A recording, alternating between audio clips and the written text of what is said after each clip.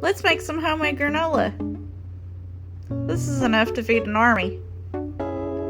First you're gonna add your oats, then peanut butter, then your sugar, a cup to a half a cup.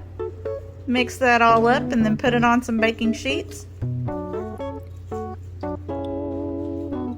Smooth it on out.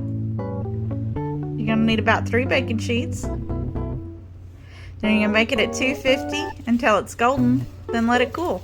Then you're gonna add the good stuff. Nuts, raisins, apricots, blueberries, cherries. As long as it's dried fruit, it's good to go. Ooh, look at those colors. Then you're gonna mix it up and it's yummy.